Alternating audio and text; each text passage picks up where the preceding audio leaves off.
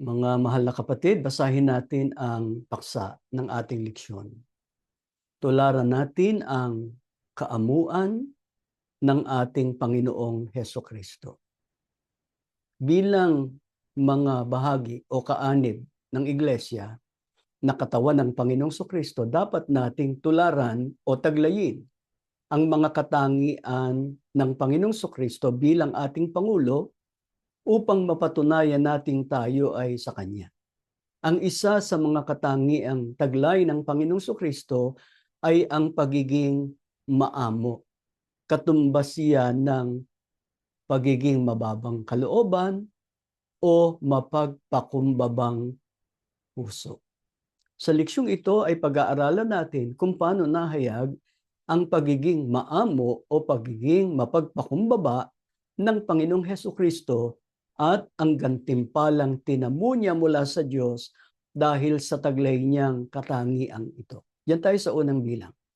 Paano nahayag sa Panginoong Hesukristo ang kanyang kaamuan o kababaang loob na dapat nating tularan? Ito sagot. Siya ay binugbog at pinahirapan, ngunit hindi kumibo kahit isang salita. Tulad ay tupang nakatakdang patayin, parang kordero na hindi tumututol kahit nagupitan at hindi umiimik kahit kaunti man. Itong binasa nating ito ay hula o paon ng pahayag ng Biblia tungkol sa kaamuan ng ating Panginoong Hesukristo. Na kahit siya ay bugbugin at pahirapan tulad ng tupang nakatakdang patayin, hindi siya kikibo o iimik kahit isang salita. Hula yan. Ang alamin natin, paano natupad yan? Yan tayo sa kasunod na bilang. Paano natupad ang hulang ito sa ating Panginoong Hesukristo? Ito sagot. At nang siya'y isakdal ng mga pangulong saserdote at ng matatanda, ay hindi siya sumagot ng anuman. Katumbas ng hindi siya umimik. Nang magkagayoy sinabi sa kanya ni Pilato, hindi mo baga narinig kung gaano karaming bagay ang kanilang sinasaksihan o isinasakdal laban sa iyo? At hindi siya sinagot niya, kahit isang salita man lamang. Kaya't nang gilalas o nagtaka nang mainam ang gobernador.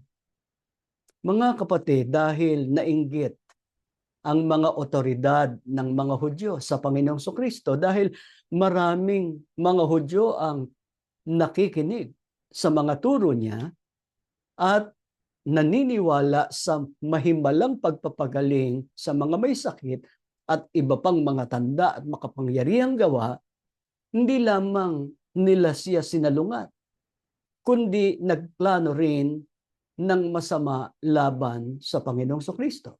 Gusto nila siyang patayin, ngunit natakot sila sa mga taong naniniwala sa kanya. Kaya't nagpasya silang dalhin ang Panginoong Hesukristo kay Pilato, ang nooy gobernador ng Judea, sa pag-asang makikinig ang gobernador sa mga gawa-gawang akusasyon na kanilang dinala laban sa kanya. Ngunit, sa panahon ng paglilitis, ang Panginoong Hesukristo ay hindi sumagot ni isa mang lang salita nang tanungin siya ni Pilato kung narinig niya ang pinatototohanan laban sa kanya ng mga punong saserdote at ng matatanda. Kaya't labis na namangha ang gobernador.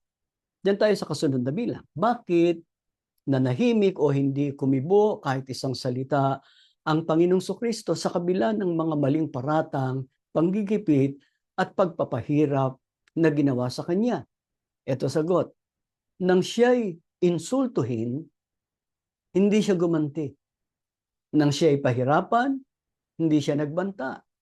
Sa halip, ipinaubaya niya ang lahat sa Diyos na makatarungang humaton.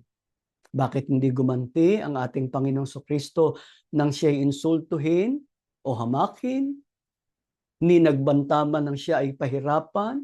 ng mga nanggipit at ng usig sa kanya, sapagkat ipinaubaya niya ang lahat sa Diyos na makatarungan kung humatol.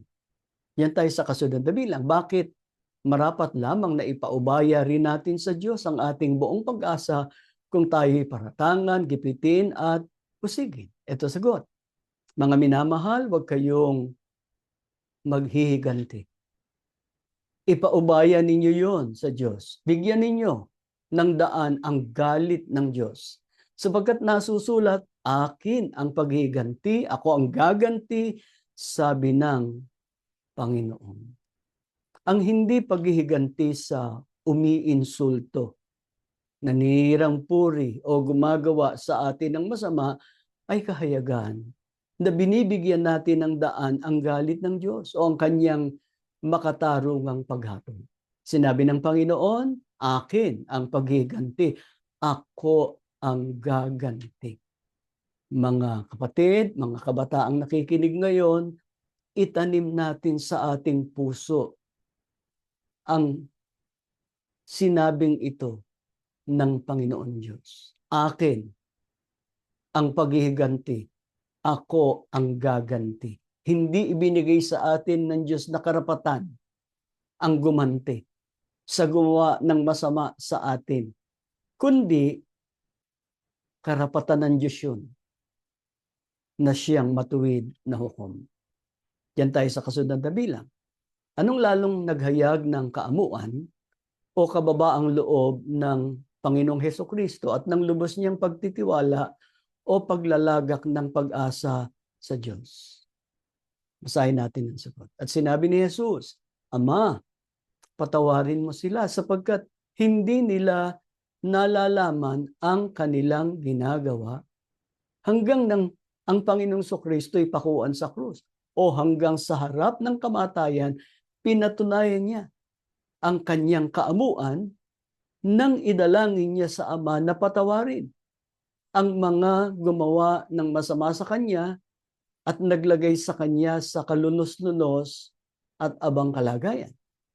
Mga kapatid, hindi madaling gawin na magpatawad at limutin ang kasama ang ginawa at patuloy pang ginagawa sa atin ng mga taong naninirang puri sa atin, gumigipit at umuusik. Subalit ginawa yan ng Panginoon upang magsilbing halimbawa. Magagawa rin natin ito kung lubos nating ilalagak ang ating pagtitiwala at pag-asa sa Diyos na makatarungang hukom. Yan tayo sa kasunod na bilang. Anong gantimpalang tinamo ng Panginoong Kristo dahil sa lubos niyang paglalagak ng pag-asa sa Diyos sa kabila ng lahat ng kanyang tiniis? Ito sagot. Namasdan natin si Jesus na gumawa at sumakdal ng ating pananampalataya, na siya dahil sa kagalakang inilagay sa harap niya ay nagtiis ng krus, naniwalang bahala ang kahihiyan at umupo sa kanan ng luklukan ng Diyos. Dahil sa lubos na paglalagak ng Panginoong Kristo ng kanyang pag-asa sa Diyos, sa kabila ng lahat ng kanyang tiniis, ngayon ay nasa langit na siya. Nakaupo sa kanan ng luklukan ng Diyos. Kung ganon, hindi nalugi ang Panginoong Hesukristo sa ginawa niyang pagtatanggi ng kanyang sarili para masunod ang kalooban ng Diyos. Yan tayo sa kasunod na bilang.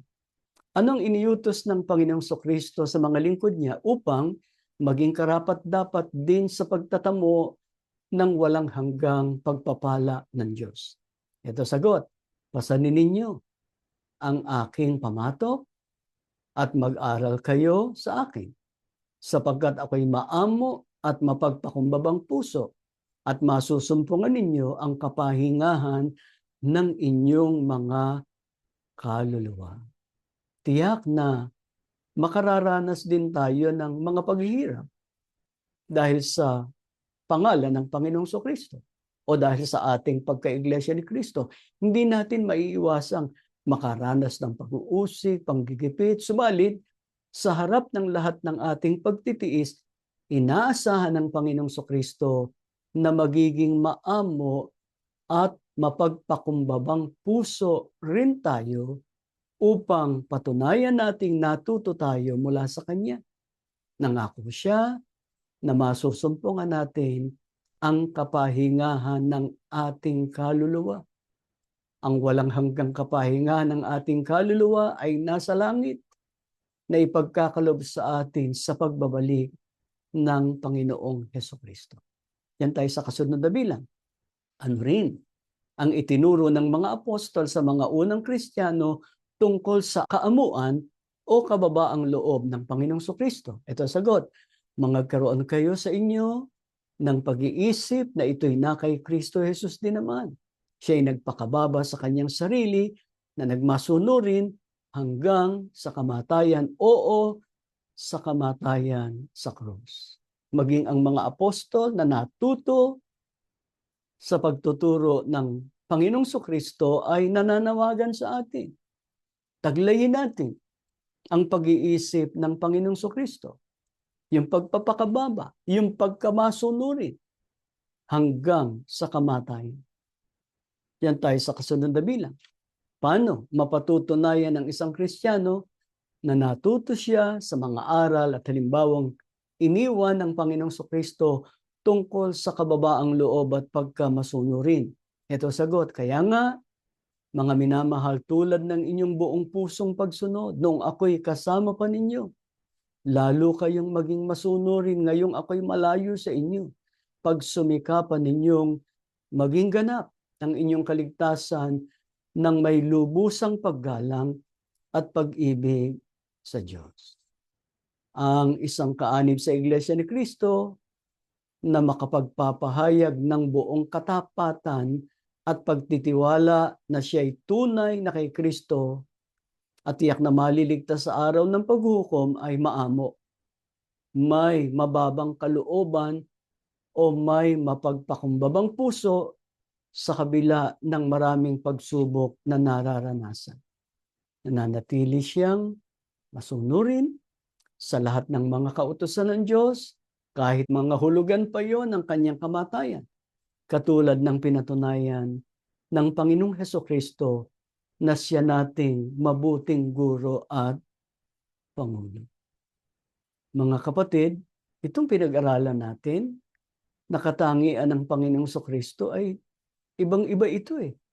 Doon sa napag-aralan natin na pagmamataas, pagpapalalo, na nasumpungan ng Diyos kay Lucifer na naging Satanas. E samantalang ang Panginoong Kristo higit kaysa kay Lucifer nung una. Pero sa kabila ng ang Panginoong Kristo ay higit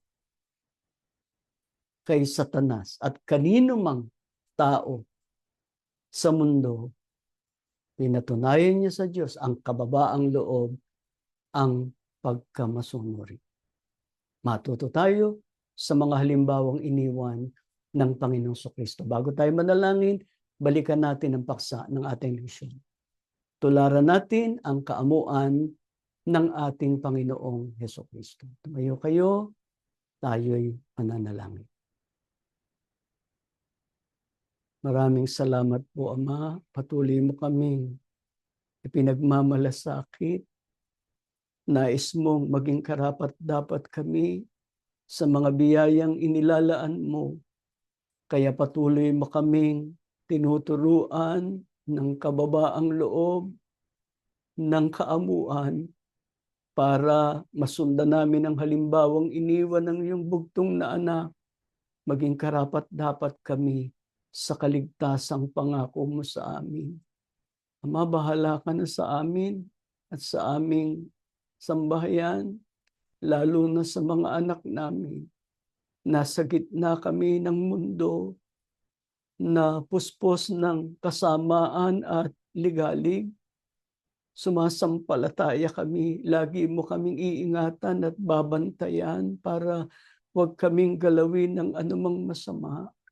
At pagka dumaan kami sa mabibigat na pagsubok, ikaw ang tutulong at aalalay mamamalaging nagsisikap kami na makatugon sa inaasahan mo sa amin.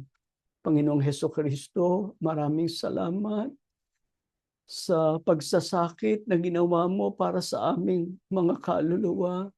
Pangako namin, nakahanda kaming sumunod sa iyo sapagkat sumasampalataya kami.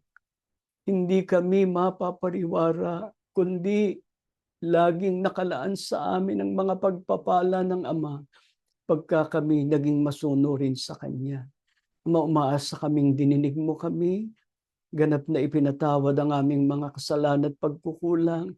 Pinagpala mo ang buo naming sambahayan sa ngalan ng Panginoong Hesukristo na aming tagapagligtas. Amen.